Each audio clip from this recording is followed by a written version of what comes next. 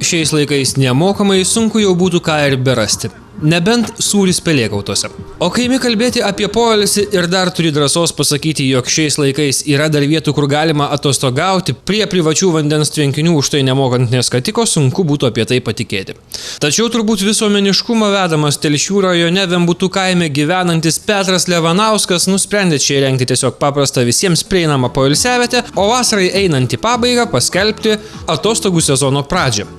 Paskelbti ją didžiulėmis žvejų varžytuvėmis, kur susirinko žvejai iš visos Žemaitijos. Šiandien prie šito gražaus Vembutų tvenkinio pirmą kartą įvyks žvejų šventė, kurioje varžysis žuklautojai iš visos Žemaitijos.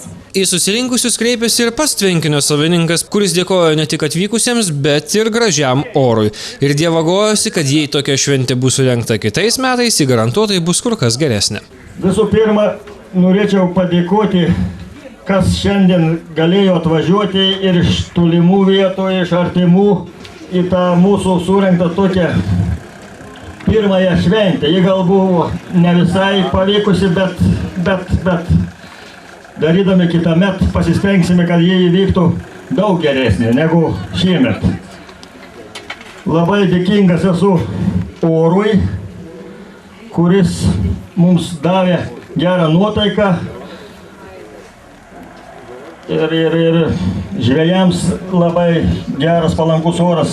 Petras Levanauskas vietos ūkininkas ir pagrindinis šventės organizatorius.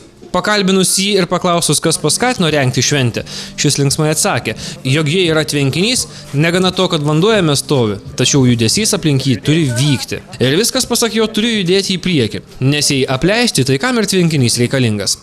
Viešvenų seniūnas Petras Varnelis per šventės atidarymą viešai pasidžiaugė ir padėkojo Petrui Levantauskui ir jo žmonui už tai, kad šie žmonės visas jėgas atiduoda būtent kaimui ir jį puošdami ir puoselėdami. Seniūnas kaip pavyzdį įvardijo, jog dažnai pasitaiko, kai koks ponas privatizavęs tvenkinį ar kitą vandens telkinį jį užtveria neperžengiamomis ir nepermatomomis 2 ar 3 metrų aukščio tvoromis ir nieko gyvo prie jų neprileidžia. Kiek mes matom per televiziją, skaitom laikraščius, kada žmonės privatizuoja tvenkinius ir užtveria tvorą 2 metrų aukščio, 3 metrų aukščio.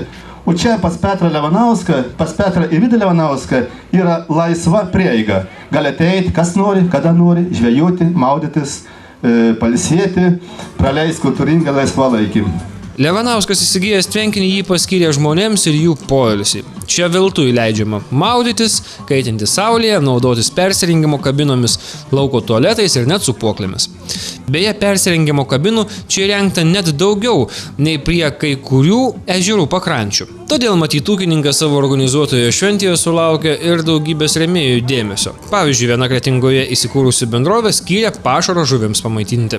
Tiesa, kad įspūdis būtų dar didesnis, žuvis buvo pamaitintos tiesiai iš lėktuvo. Dar neteko girdėti, jog tai būtų prieš varžybas pašertos žuvis.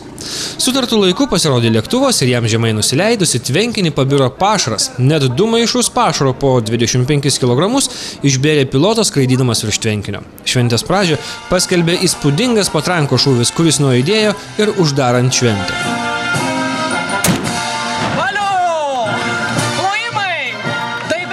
O žvejų, buvo minima siužeto pradžioje, susirinko iš visos Žemaitijos. Net 45 žvejai susirėmė dėl pirmosios vietos, mat premija už pirmą vietą buvo 1000 litų.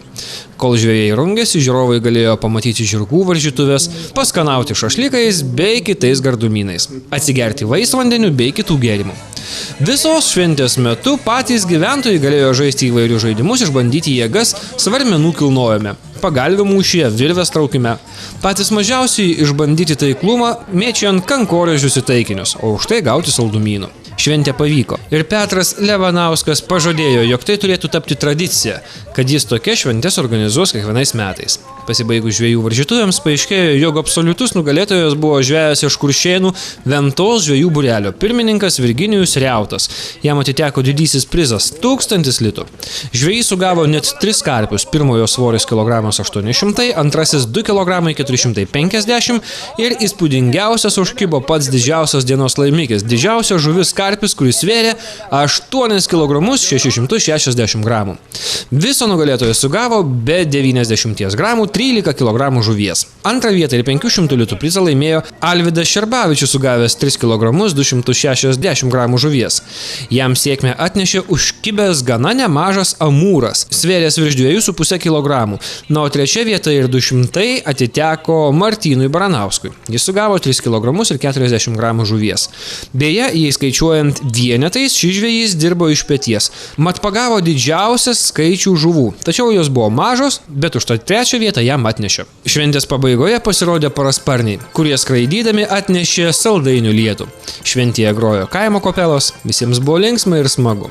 O dabar belieka laukti kitų metų ir pažiūrėti, ar antroji prie Vienbutų tvenkinio ruošiama šventė pavyks.